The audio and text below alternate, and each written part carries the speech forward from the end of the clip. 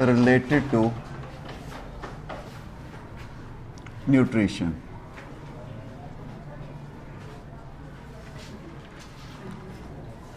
अब बेटे अगर आपको याद हो, ये जो वर्ड हमने न्यूट्रिशन बोला था, इसमें क्या क्या शामिल था? Nutrition means availability of nutrients,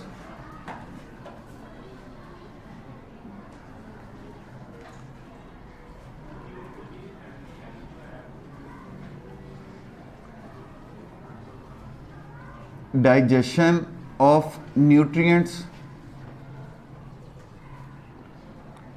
digestion के बाद एब्जॉर्प्शन ऑफ न्यूट्रिएंट्स, और उसके बाद assimilation of nutrients.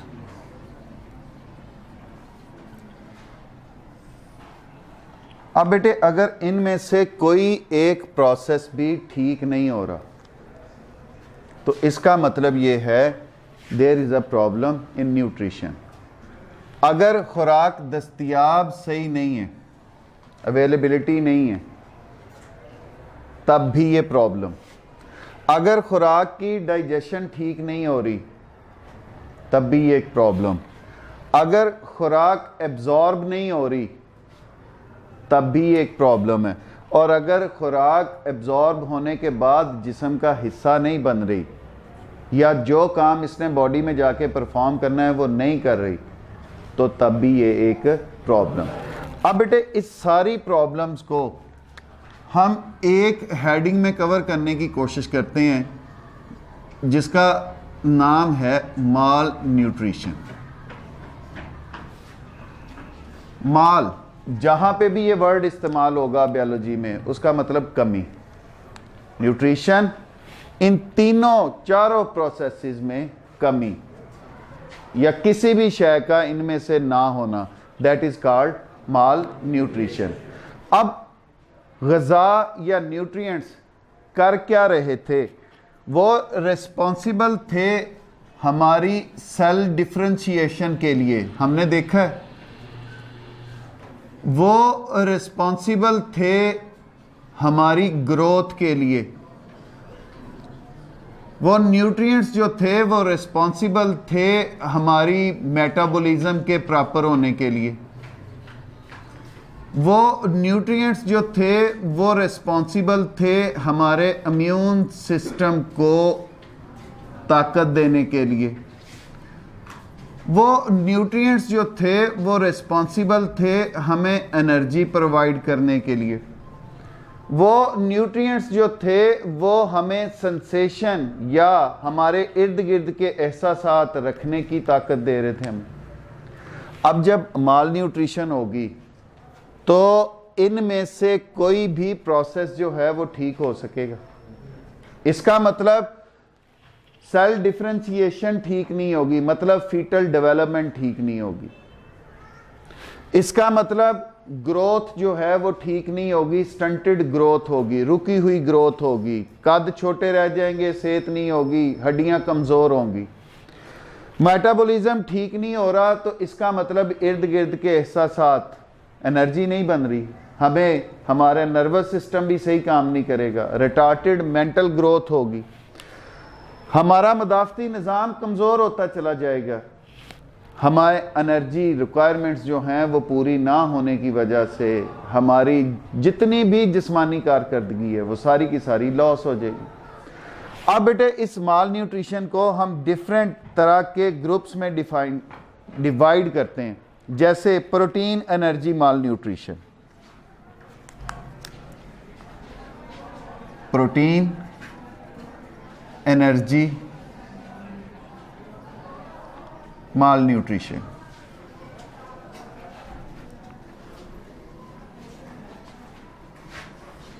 Mineral deficiency disease,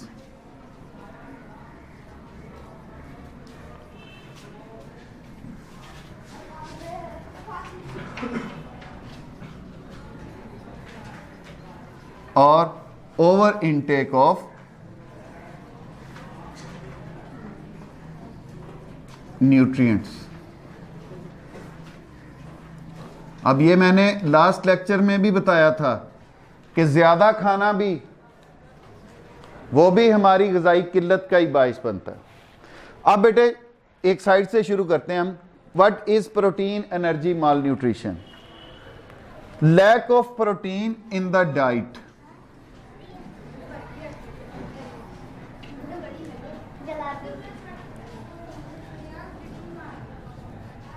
मतलब हमें जो रिक्वायरमेंट्स हैं प्रोटीन की, उन रिक्वायरमेंट के लिहाज से हमें प्रोटीन जो है वो नहीं मिल रही, वो हमारे मेटाबॉलिज्म में शामिल नहीं हो रही।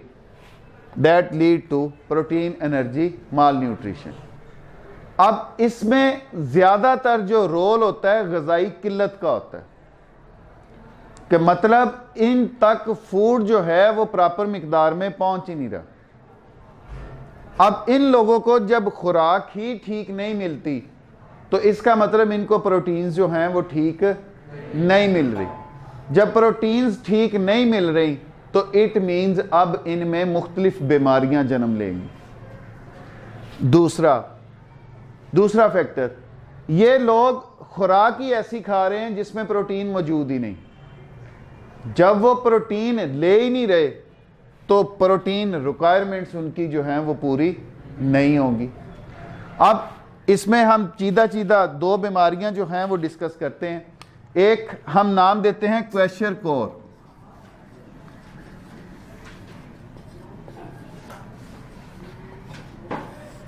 क्वेशरकोर जो है बेटे ये शीरख्वार बच्चों की बीमारी है।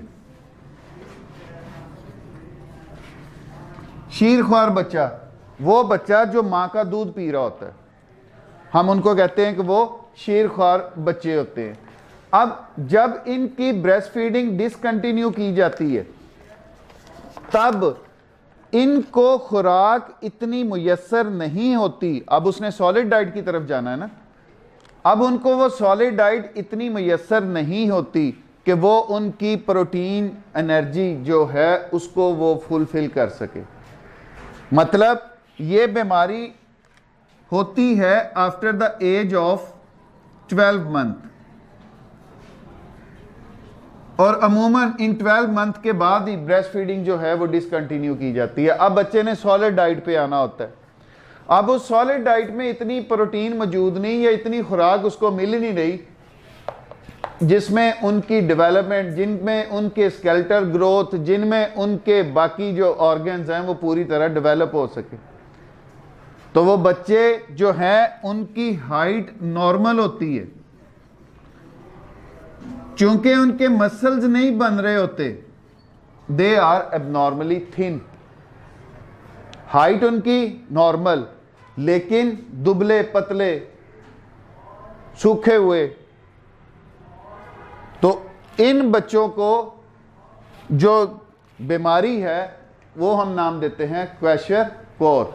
अब ये बीमारी किसी भी टाइम हो सकती है, अमूमन होती है after 12 month of birth, of discontinuation of breast feeding. लेकिन जब भी कभी फाके का सामना होगा तो ये बीमारी जो है वो डेवलप हो सकती है। अब ये जो प्रोटीन एनर्जी माल न्यूट्रिशन है ये मेन काज ऑफ डेथ है ड्यू टू माल न्यूट्रिशन। दूसरी बीमारी दैट इज मराज़मस।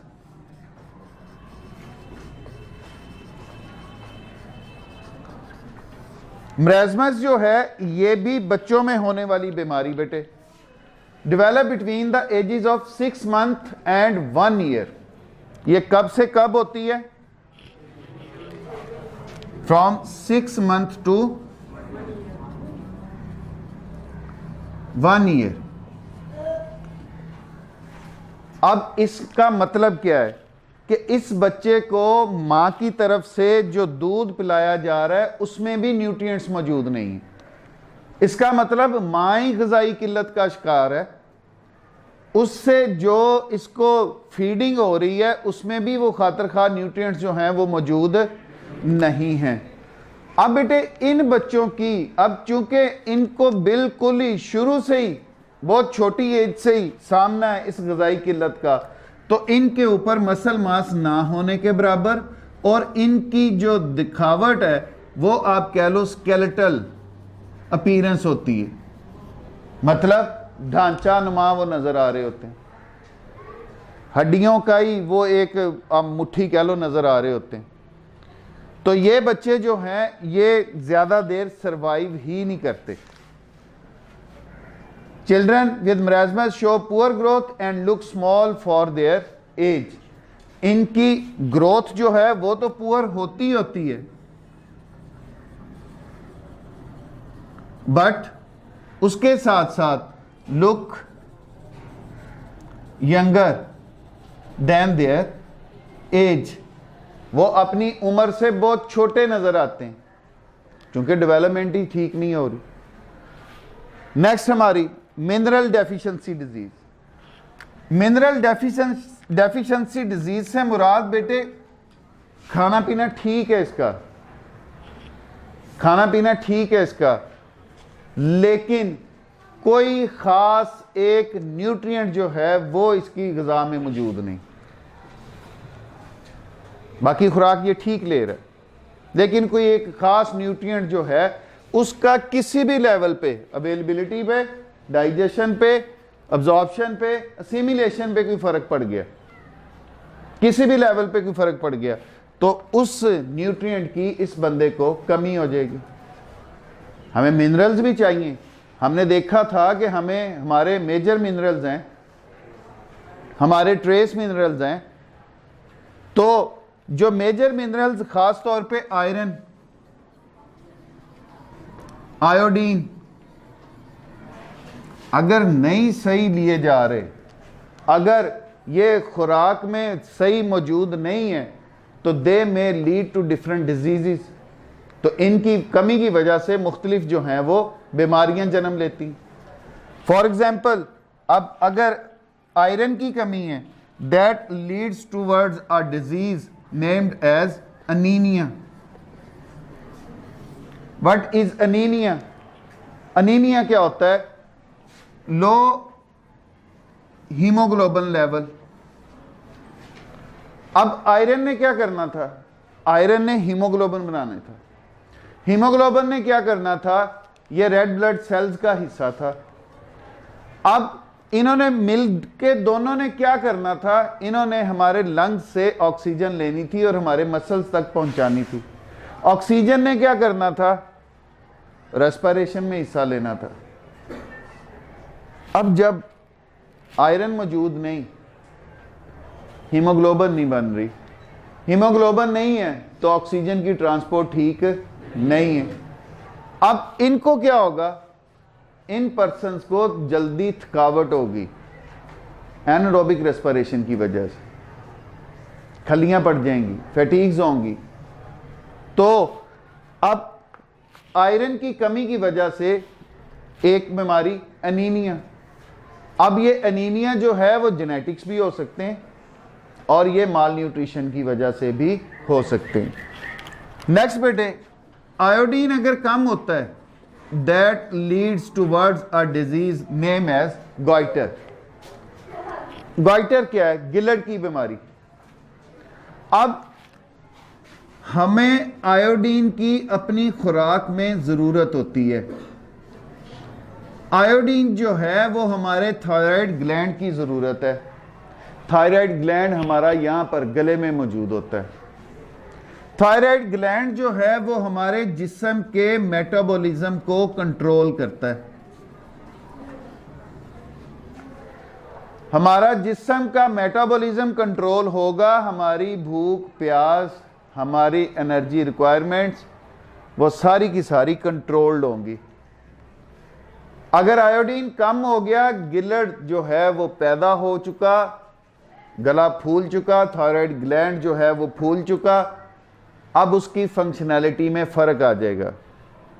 वो फंक्शन पहले जैसा परफॉर्म नहीं कर सकेगा।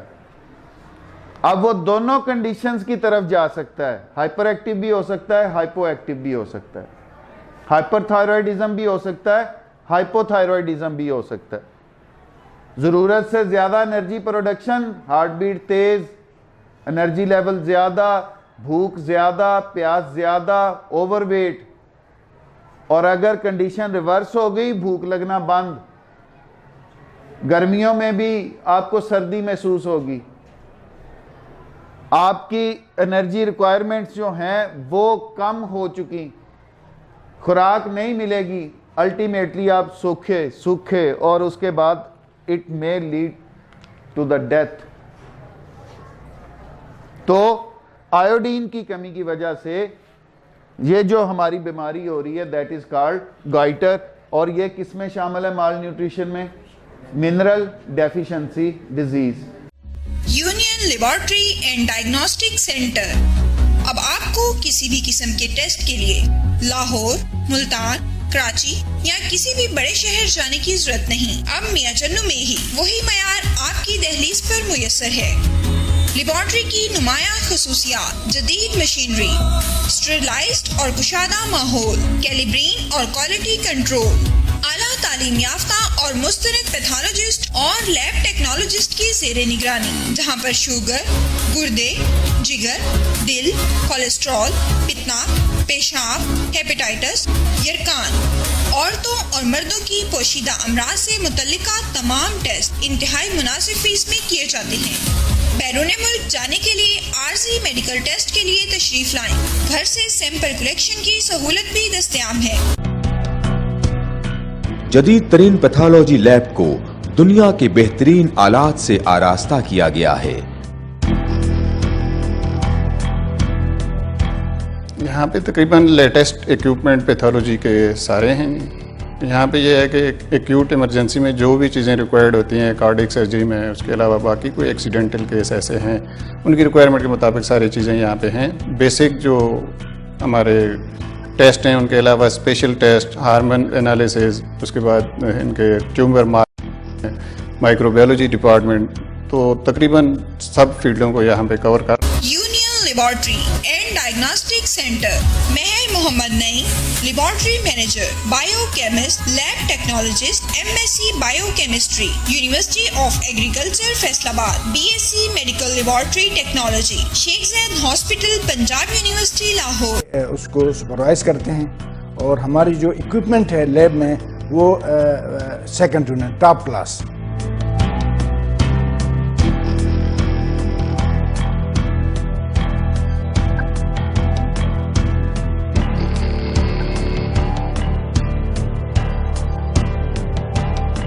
फोन 065-266-2586, 0333-455-7586।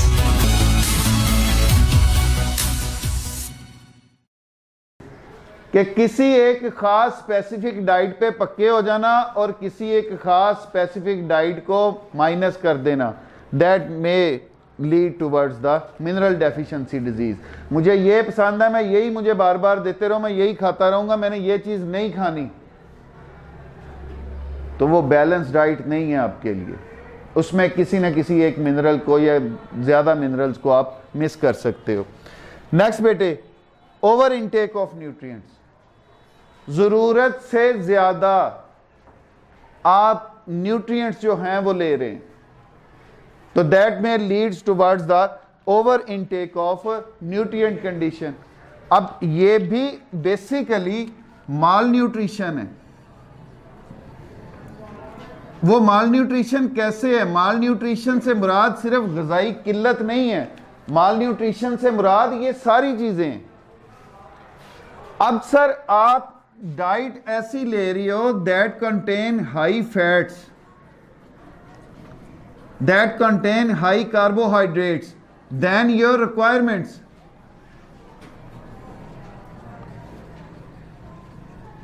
दैट में leads towards many other diseases, जो और आपको बीमारियों की तरफ लेके जाएगा। अगर तो खुराक के साथ आपकी फिजिकल एक्टिविटी भी उतनी है तो then that is balance diet for you. और अगर आप इस खुराक पे हो जिसमें फैट्स ज्यादा, जिसमें कार्बोहाइड्रेट्स ज्यादा, तो वो तो आपके लिए अच्छे नहीं। वो सबसे पहले क्या करेंगे? That may lead towards obesity, मोटापा होगा। अब मोटापे के बाद जब उनकी एक्यूमुलेशन होगी ब्लड वेसल्स के अंदर फैट्स की, तो ब्लड प्रेशर मतलब हाइपरटेंशन की तरफ लेके जाएंगे आपको। अब हाइपरटेंशन के बाद पैंक्रियाटिक फंक्शन जो है वो भी डिस्टर्ब होना शुरू हो जाएगा, तो it means that will lead towards diabetes mellitus. Diabetes mellitus की बीमारी होगी। अब इससे आप इसको सेहत नहीं कह सकते, मोटा बंदा है जी सेहतमंद है जी, नहीं, उनका इम्यून सिस्टम जो है वो कमजोर होना शुरू हो जाएगा। It may leads towards constipation also.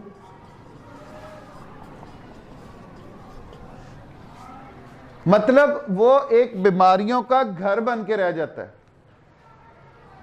तो ये जो आपकी ओवर इनटेक ऑफ न्यूट्रिएंट्स है, that is also dangerous for you, और it is also grouped under the mall nutrition.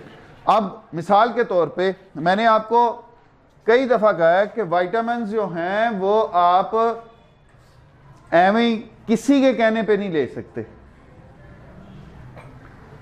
अगर उनकी कमी है तो आपको प्रॉपर फिजिकल एग्जामिनेशन किसी फिजिशियन के बाद या आपके उसके एडवाइस करदा टेस्टों के बाद आप फिर जाके खाना शुरू करोगे। जहां पे इनकी कमी की वजह से बीमारियां होती हैं, वहां पे इनकी ज्यादती की वजह से भी बीमारियां होती हैं। मैंने एग्जांपल्स दी थी आपको। विटामिन डी आप ज्यादा लेते हो, it will go for the more and more deposition of calcium in the body। Calcium की डेपोजिशन बढ़ जाएगी हड्डियों के अंदर। हड्डियों के बाद आपके एक्सक्रीटरी ऑर्गन्स के अंदर, आपके एक्सक्रीटरी ऑर्गन्स के बाद आपके पैंक्रियाज के अंदर, आपके गॉल ब्लैडर के अंदर। अब जब इसकी डेपोजिशन बढ़ जाएगी तो ये तो पत्थरियों का बाइस बनता है, स्टोन्स का बाइस बनता है हमारे जिस्म में। अगर आप विटामिन ए जो है वो जरूरत से ज्यादा लेना शुरू कर दो, जो आपकी रिक्वायरमेंट्स ही नहीं, जब इसकी एक्सेस होगी it will lead towards the loss of appetite. ये भूख का खात्मा कर देगा। It will damage your liver, ये आपके लीवर को डैमेज करना शुरू कर देगा। तो ओवर इनटेक जो है किसी भी शय की वो भी आपके लिए अच्छी नहीं होती। अब बेटे इनके इफेक्ट्स क्या क्या हैं? Effects of mall nutrition. सबसे पहला स्टारवेशन, फाकाकशी। फाकाकशी क्या है? किसी न्यूट्रिएंट्स का आपको मिलना ही ना, वो फाका होता है कि आपको वो दस्तयाब ही नहीं है। अब जब वो दस्तयाब ही नहीं है तो बेटे it will leads towards dehydration. पानी नहीं मिल रहा, डिहाइड्रेशन हो जाएगी। डिहाइड्रेशन होगी तो क्या होगा? कार्डियोवैस्कुलर बीमारियां होना शुरू हो जाएंगी। आपके तमाम बायोकेमिकल रिएक्शंस जो हैं वो डिस्टर्ब हो जाएंगे। अगर फाइबर नहीं है, पानी नहीं है, फाइबर नहीं है, that will leads towards constipation, जिससे क्या होगा? बहुत सारे वेस्ट मटेरियल जो हैं वो आपकी बॉडी के अंदर रहना शुरू कर देंगे, जिससे क्या होगा? वो डैमेज करना शुरू कर देंगे आपके बॉडी पार्ट्स को। जो वेस्ट मटेरियल खारिज होना चाहिए हमारे जिस्म का हिस्सा ही नहीं है, वो वेस्ट मटेरियल का स्टे टाइम बढ़ गया, जिससे क्या होगा? आपकी बॉडी फंक्शनिंग जो है वो सारी की सारी डिस्टर्ब हो जाएगी। नेक्स्ट बेटे हार्ट डिजीजेस। अब ये ओवर इनटेक ऑफ न्यूट्रिएंट्स में ही हमने देखा, अगर डिहाइड्रेशन हो रही है तो तब भी हार्ट डिजीजेस। अगर आपकी ओवर इनटेक ऑफ न्यूट्रिएंट्स हो रही है तब भी it will leads towards the heart diseases. आप फैट्स ज्यादा खाते जा रहे हो, आप कार्बोहाइड्रेट ज्यादा खाते जा रहे हो, वो आहिस्ता आहिस्ता वो फैट्स जो हैं, वो चिकनाई जो है वो आपकी वेसल्स के अंदर डिपॉजिट होना शुरू हो जाती है। जहाँ से ब्लड ने सर्कुलेट करना है, छोटी वेसल्स को वो वैसे ही ब्लॉक कर देता है। जब ब्लॉकेज होती है तो उससे अगले एरिया को ब्लड सप्लाई मिलना बंद हो जाती है, अल्टीमेटली उससे अगले हिस्से की डेथ हो जाती है। फिर बेटे कॉन्स्टिपेशन, माल न्यूट्रिशन जो है वो किसकी तरफ हमें लेके जाती है? कॉन्स्टिपेशन। और बहुत दफा हम डिस्कस कर चुके हैं कि व्हाट इज कॉन्स्टिपेशन। फिर उसके बाद नेक्स्ट जो है आपका effect, that is obesity. Protein energy mall nutrition की वजह से तो सोकड़े की बीमारी होती है। आप सूखना शुरू कर देते हो, आपके प्रोटीन मास खत्म होना शुरू हो जाता है, आपका मदाफती निज़ाम कमज़ोर हो जाता है। लेकिन इस सूरत में क्या हो रहा है? ओबेसिटी, मोटा होना शुरू हो गए। मोटे होने क्यों शुरू हो गए? फैट डेपोजिशन बढ़ गई, एडिपोज टिश्यूज जो है वो आपके जिस्म में क्यूमुलेट होना बढ़ गए। अब ये मोटापा जो है ये और बहुत सारी बीमारियों को जन्म देता है। जिगर के ऊपर अगर फैट आती है तो वो आपकी जिगर की फंक्शनैलिटी को कम कर देती है। इसी तरह बाकी ऑर्गन्स, हर ऑर्गन को एक खास स्पेस मिली हुई है हमारे जिस्म के अंदर, लेकिन जब फैट जमा होने शुरू हो जाती है तो वो क्या होती है? उसकी वर्किंग एरिया को कम कर देती है, जिसमें उसने फिजिकल मूवमेंट करनी है उस एरिया को कम कर दिया, जिससे उनकी एफिशिएंसी जो है वो क्या होंगी? कम हो जाएंगी। जब यही मोटापा चर्बी की वजह से है ना, यही चर्बी आपके वेसल्स, आपकी हार्ट फंक्शनिंग जो है उसको डिस्टर्ब करती है। तो बेटे माल न्यूट्रिशन जो है वो किसी भी सूरत में, अवेलेबिलिटी ठीक नहीं, आपकी डाइजेशन ठीक नहीं, आपकी सिमिलेशन ठीक नहीं। अब ये ओवर इनटेक जो है वो आपकी सिमिलेशन से मुंसलिक है। खा आप ठीक रहे हो, डाइजेस्ट भी हो रहा है, लेकिन आप उनको असिमिलेट नहीं होने दे रहे। असिमिलेट होने का मतलब कि आप उठ के कोई एक्टिविटी ऐसी नहीं कर रहे जिसकी वजह से वो आपके जिस्म का हिस्सा बन सके, तो देन उनकी डेपोजिशन होती जाएगी, वो डिपॉजिट करते चले जाएंगे और that may lead to the many other diseases.